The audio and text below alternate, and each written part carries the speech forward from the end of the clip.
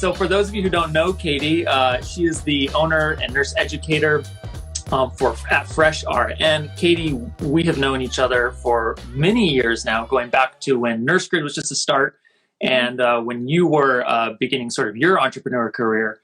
But I'd like to just turn it over to you. Can you tell us a little bit about Fresh RN and what you're doing with your business over there? Yeah, so I have a website called freshrn.com, and we've got podcasts, courses. I've got some books, and the whole platform is really to help nurses transition to practice, or mainly from nursing school. But if you're someone who's were a nurse and went out of the field for a while and are coming back, my goal is to really support people through that transition, because it is very difficult to go from nursing school to acute care nursing. It is like the massive reality shock that I never anticipated. So I wanted to provide support to people going through that. So yeah, you can check out freshrn.com. I got links to everything right there. Yeah, when we first started talking those many years ago, that was always something that stuck out to me, was those first few years of being a nurse and how challenging they can be. And you've certainly found a lot of influence in that particular moment in the nursing career. And, that's also what the Keener app was developed to help with. In particular, a lot of those nurses who are sort of finding their own and finding their own voice and their own ways of dealing with and managing being a nurse. We all know, probably most of the people who are watching today are nurses, are caregivers themselves. Extremely challenging, and it's a stressful job. The Keener app is a free app, free resource that can really help those nurses in those first few years and even beyond. They're adding content constantly to this app from folks like you, but other industry professionals who have a ton of insight into how to deal with that transition to nursing, but also with all that comes with nursing that goes beyond just the bedside care that we provide. So I'm excited to talk with you today because we've got a lot of things to dive into. What we learned in nursing school, what we wish we learned in nursing school. But, you mentioned those first few years coming out of school and trying to find your own. Can you speak to more about, from your experience and all the nurses you've spoken to, what that sort of entry into the market is like? And what nurses are going through, either for the nurses who are students right now, the student nurses who are watching, or those nurses who are just now beginning their career on the field. Can you talk more about that transition? Yeah, so I've been a nurse now for 11 years, and I notice now, or have continued to notice, that the experience that I had those many years ago is very, it's continuing, that people have this massive reality shock when you go from school to that first year. And it's not like, I think I have this perspective, and I do notice this continually, is that it's like we have this mentality that if we just work really hard and we really have this great work ethic, this diligence, this devotion to being a good nurse, that if we put in that work, it's just going to happen. And we do, and like in nursing school, if I got the good grades, I passed the NCLEX in 75 questions, I'm going to be ready to hit the ground running. And it's like, no, I felt like nursing school, when I was in it, because it was so incredibly difficult, I thought that I got to the top of the mountain at the end of nursing school, when really I was only halfway up. Yeah. And I had to, and that first year at the bedside, because it took that long to really feel like clocking in with confidence. I know what I'm doing. I don't need to constantly ask people for help. I'm way off of orientation. And it continues. I think I've noticed that mentality has continued. And it wasn't just unique to me, having massive reality shock, but a lot of people experience that. So that's been an interesting thing to continue to observe. And my hope is, through things like this and through my platform, is to help manage expectations for nursing school as you transition into practice. Because if you cannot have that massive, oh my gosh, I'm not what I thought I was going to be, imposter syndrome, and you're working against your own mentality and these crashing expectations, that it can be a game changer in how you navigate mentally and emotionally becoming like this wonderful nurse. So I think that's the point. It's that expectation component, right? Like it's not this sort of, you know, A, B sort of transition. Like transitioning into your career is a process. And I think expecting to come straight out of nursing school and feel like you've got it, whether that's some expectations that some people have or not, it's not like that. I think your entire career is this gradual build of becoming a better and better nurse. And it starts, in nursing school. I mean, lots of times people go into are already caregivers before nursing school. So you could say it starts even before then. But nursing school is sort of about building that foundation, and then transitioning into the work is when you really start to find out who you are as a nurse, and what type of nurse are you going to be. Because when you're in school, you've got that sort of, that safety net underneath you where you have either someone who's kind of watching you or working with you all the time. And then once you get to working as the primary caregiver yourself, you're off and you're on your own. And that's a tough transition, but it's just important, I think, for people to realize that it's part of the process and it's part of what you build from. I remember when my transition, I graduated in 2009, right when the Great Recession happened, and there was no jobs anywhere. I took a skilled nursing facility job, and which was not what I expected to do, but I jumped into that. And I remember I was popping meds for my first. Let me get my background back going. There. I was popping meds for my first patient with my preceptor next to me. This is my first shift on. And so I went in there and she's like, this is kind of where you write down your initials saying you sign for the meds and you give the meds and you double check and you check the patient. And I did it for the second one. And then she goes, I think you got it. And she walked off and that was it. And then I had the rest of the 20 patients to give meds for and pass and start to do treatments for. So that was a harsh transition, of course, but I also feel like working in a skilled nursing facility was an amazing sort of way for me to blend myself into the career. Did you have any experiences like that? What did you do what was your first job that you got out of nursing school? So my first job, okay, so I look back and I'm like, I thought I was really well prepared and did all these great things, but I made like all these mistakes. So one of the first ones was I thought I had never had a clinical in a NICU, but for some reason decided I thought I wanted to be a NICU nurse, like neonatal. So I applied for a residency program and said I wanted to do that and had no experience in it. They had no reason to hire me into that. So I got this job on a cardiothoracic surgical, like post cardiac surgery, floor. Although it was kind of a step downy situation because they did take some pretty sick patients. So that was my very first job. I never thought that I thought that I was going to do some specialty or something because I was a hard worker. Right. Yeah, no, that didn't happen. Me too. And then, but that job was wonderful for me. I had a wonderful preceptor and wonderful experience, but I do remember the first time I had to page a physician. I had never paged a physician in nursing school. Did you? No, but I'm getting anxiety just thinking about it right now.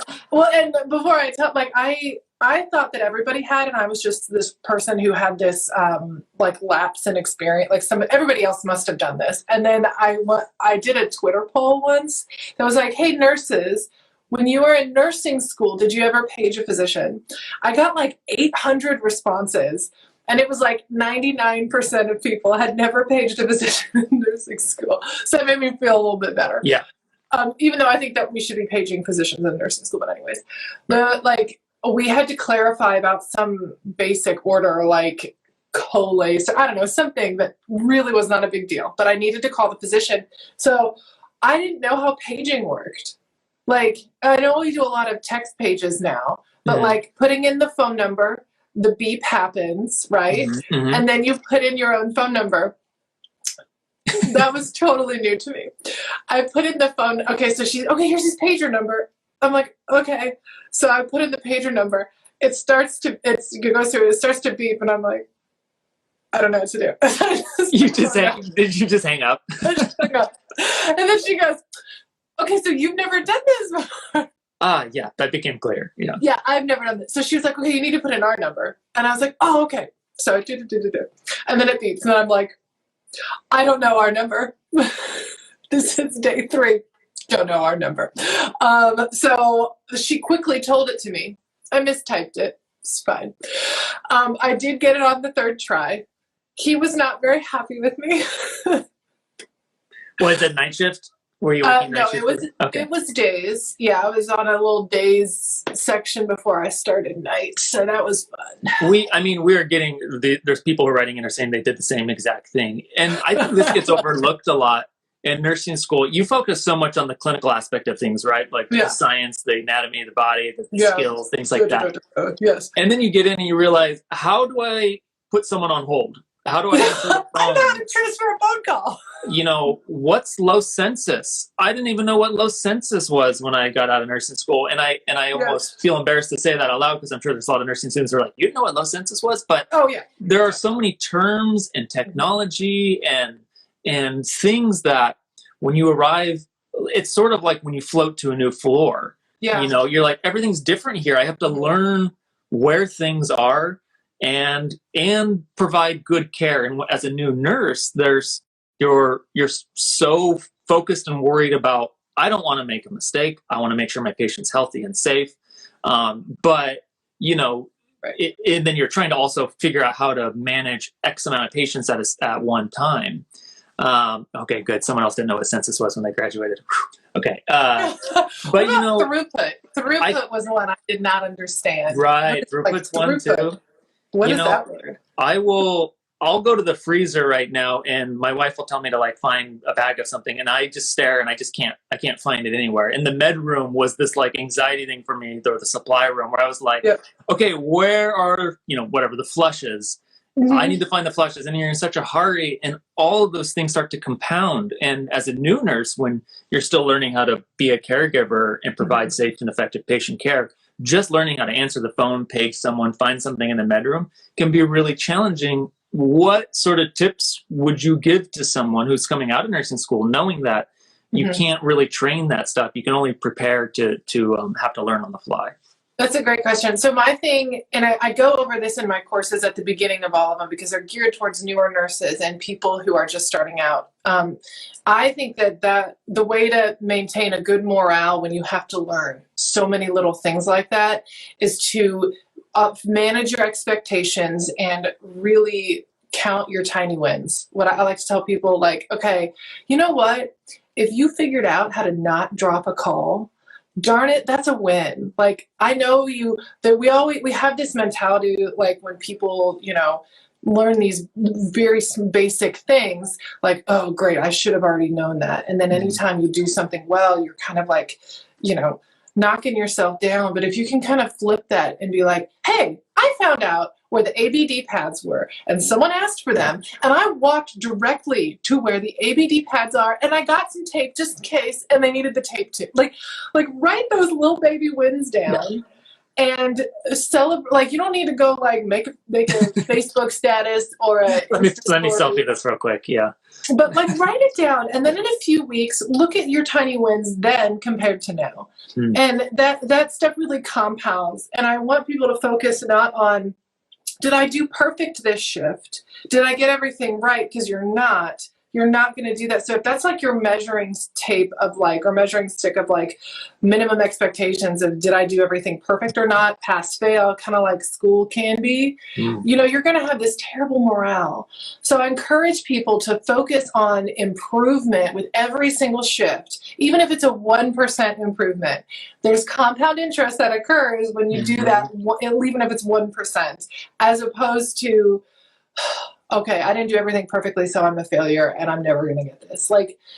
Patients need their nurses to have a good morale, a good mentality, and be in a good mindset, as opposed to this constantly knocking yourself down. I love that, and clearly people are agreeing who are writing in as well.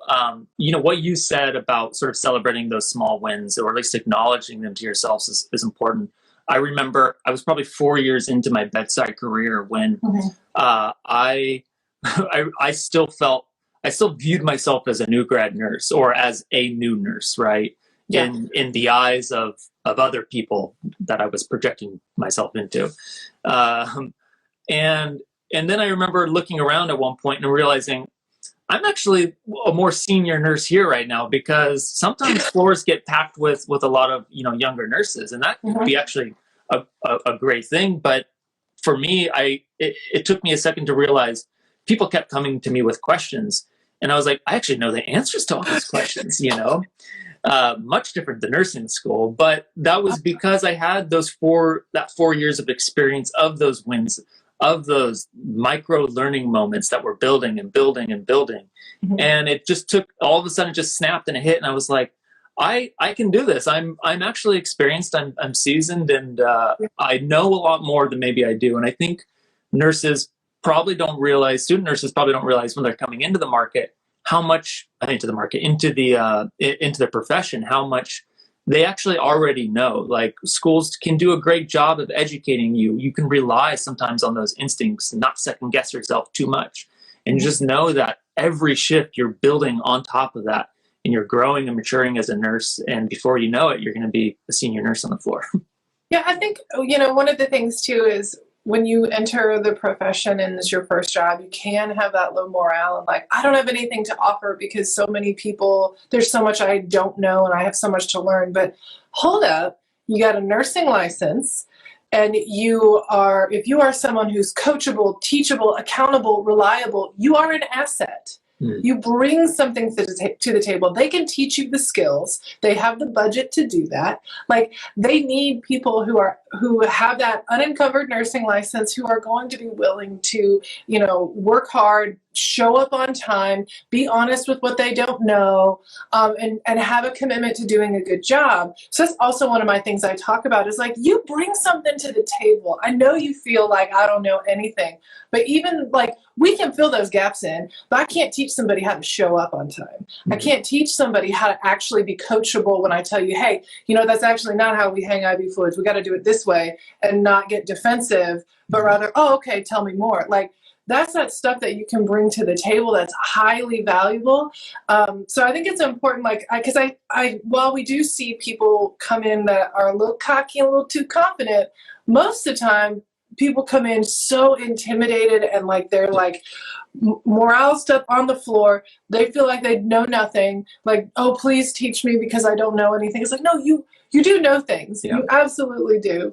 And I think it's important that people remember that as they start out in their job. And I think that insecurity can show up in different ways for different people. They have different ways of maybe showing that insecurity coming out of nursing school.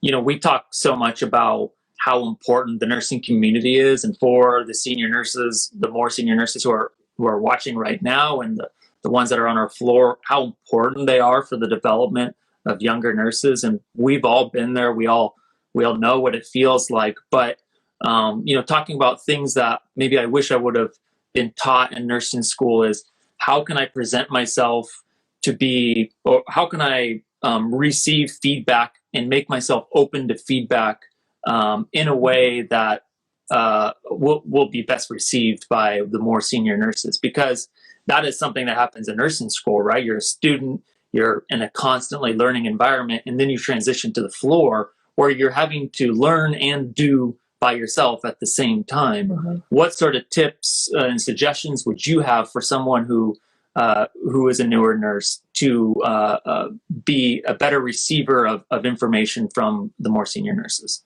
That's a great question, because it is a challenge that so many people have. Because when you start out, there's this power gradient, I really want to impress people, and I want you to think I'm competent. So what ends up happening is people aren't super honest about the things that they don't know, and they kind of fake it till they make it.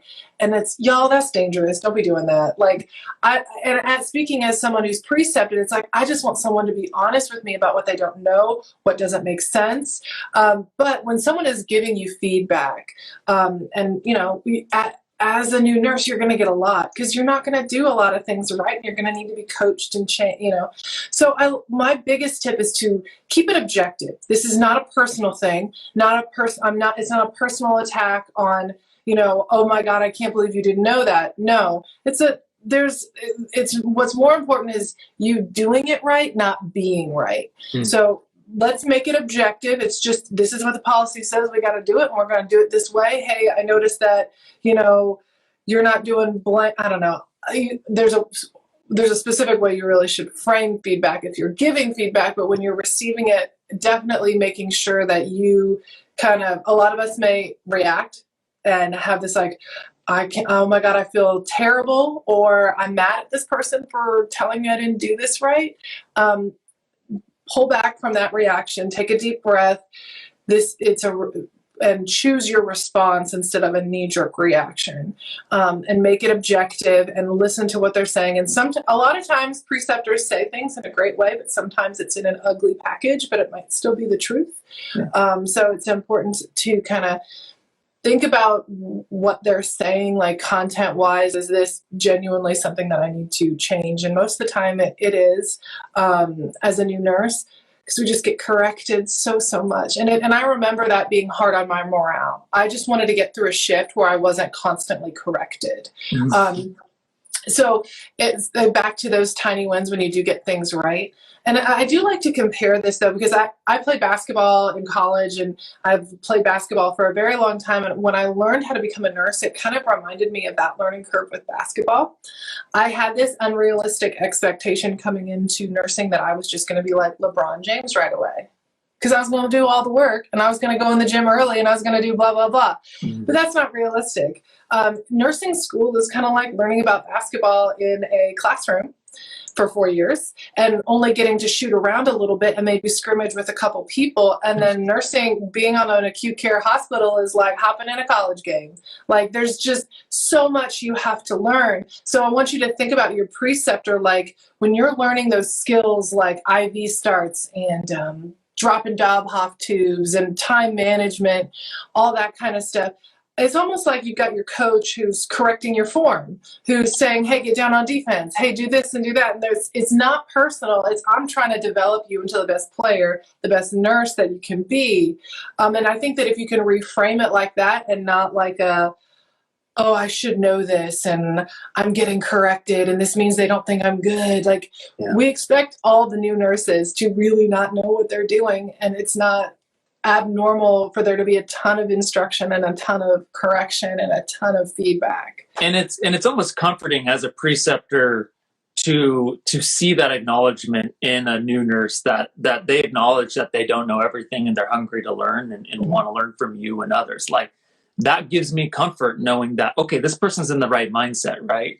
Instead of working with someone who's trying to hide that, that makes me concerned that are they going to hide something else? So I think that's such a great point. And there's so many tidbits in there about how to be a good preceptor and how to be a good preceptee.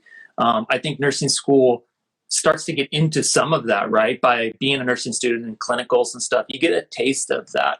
What sort of tips, what sort of things in nursing school did you learn that now, how many years have you been a nurse now? 11. 11. So now 11 years into your career, that you still look back on and remember as something that you learned in school that you utilize today or have utilized throughout your career. So there's one big one that sticks out in my mind. I kind of observed in clinical, like, okay, we do what the doctors need. We do what the patients need, go, run around. And then I had a few instances where patients were not cool, a little disrespectful. And one time I had a patient, and I was with the preceptor, it was a nursing school, so the clinical instructor, I was like with her. This patient had like a TBI, a mild TBI, broken hip from, I can't remember if it was like a motorcycle accident or something like that. And he all of a sudden screams at her. Like, I can't remember what it was. It was about pain, it was about something. And she immediately was like, whoa, I am your nurse. You will not yell at me. You will not curse at me. I'm here to take care of you and help you do the things that you cannot do for yourself. And I just was like, whoa. Like, it was just, that was one sentence. And it just blew my mind, because it was like, and as I reflect back, this is going to sound ridiculous, but I was like, I thought people could just say whatever they wanted to us. I thought I had to just take it because customer service or something. But she just assertively stood up for herself. This guy, like, oh my gosh, I'm so sorry. It was like he just flew out of his brain for a minute, and then he realized, and he was mortified. Of course, he was super kind to the rest of the shift because he felt so bad. Yeah. But that was the first time I saw a nurse really assertively stand up for themselves in one of those situations. And of course, since then, I had a million situations like that, because that's what working with the public is sometimes you're going to have people who are going to try to run all over you. And part of learning how to be a good nurse is developing assertiveness. And that was just one of the first like displays of that I had ever seen. And it was very impactful for me that I was like, darn right, you can't talk to me like that. So like I carry that with me because I'm very well aware of where's the line of, all right, hold up. Whoa, don't talk to me like that. Let's figure out something, but we're going to be mutually respectful here. And that was you recognizing that, that there is a line, right? And nurses need to hold that line. And there has been, it feels like a trend where that line gets pushed further and further back, right? You can feel that, and you can feel it on the floors that you work. But it's up to us. We don't need policies or emails to tell us where we can draw that line. And it's super important that no matter how young you are or new you are as a nurse, that you deserve the respect that you give, and that should be received as well. So that's super critical. I worked with behavioral health patients for the majority of my bedside career, and so that was just constant. And I think there's honestly there's a difference between the way men and women are treated as caregivers and stuff. And so it was different for me, and it took me just experiencing a lot of that to learn how best to deal with it. But everyone's got to find that voice, and has got to find that line. But we cannot tolerate that sort of abuse and talk. And it's so good that you got to see that in school. And I hope that schools are doing a good job of sort of like highlighting, like it's not all pretty, right? There's a lot of challenges that come with the job. One of the things that like I've noticed too is like because people think I'm, like you said, doesn't matter how new you are, like you should be treated with respect. And I think that people kind of differentiate, like there's a difference between like commanding respect and because we're humans. Like just because you've been a surgeon for 30 years and I've been a nurse for 5 minutes does not mean you can disrespect me. There should be this common level of human to human respect that we provide everybody. Now there's a difference between that and commanding authority, which you can earn after a longer period of time on a unit in an area. Those are very different things. You don't just get to disrespect me just because I'm new. No, that's not a thing. But as I move up that ladder, there's senior nurses and I earn more authority. That's a different thing. So I think it's important that people delineate those things. Like just because you're new does not give anyone the right to treat you disrespectfully. Absolutely. And I, think about my experience coming out of nursing school, and, what you said about being classes and scores and tests and stuff really resonated with me, because I can remember just overthinking things so much, and almost like I was trying to answer questions like they were a multiple choice. And I was NCLEXing my brain, like way overthinking, like what does the board want me to say right here? But when you stop and you think back to things that you've seen in your career in school as a student, what you learn, what you know about the body, it really helps you kind of slow down and process things. And for me, it helped me stop, prevented me from overthinking things and assessing the situation that was in front of me, rather than, like I just said, overthinking and trying to complicate things more than they should be. Right. Well, Katie, we have been on for a half hour. You and I probably could talk for hours, and maybe we'll have to find another time to expand upon this some more. You're such an amazing resource for students and new nurses coming into the market. I'm a more experienced nurse, self-actualization right now. Like technically, I guess. But, because you entered it in 2009, right? Yeah. So it has been. You got me. Double digits now. Yeah.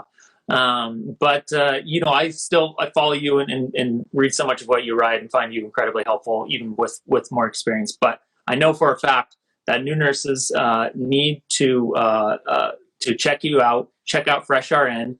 And your courses are amazing and so deep and rich. So everyone should give those a check out.